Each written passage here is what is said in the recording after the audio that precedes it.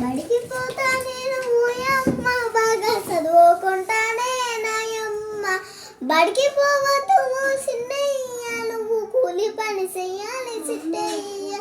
చదువుకుంటే నేను ఓయమ్మ మంచి ఉద్యోగం వస్తుందే నాయమ్మ.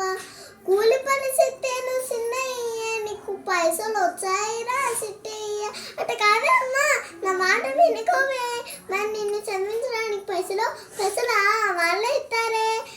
బడికి పోతే నాకు భోజనం పెడతారే, బట్టలు పుస్తకాలు అన్నీ ఇస్తారు. అవన్నీ ఇస్తారు సిటీయా?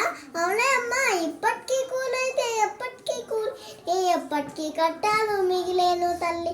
చక్కగా చదివి పెద్దోన్ని అవుతాను, ఉద్యోగమే చేసి పైసలే తెస్తాను. ఓ అయ్యను నిన్ను మంచిగా చూస్తాను, చెల్లెల్ని తమ్ముడిని కాపాడుకుంటా.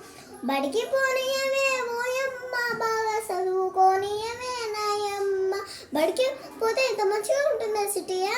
అవునే అమ్మా. అవునవునేమో తల్లి, అవునవునే మాయమ్మ. నన్ను కూడా బడికి పోనీయవే మాయమ్మ. బడికి పోవద్దని అనను పోసిన్నయ్యా. నువ్వు బడికి పోయి బాగా చదువుకోవయ్యా.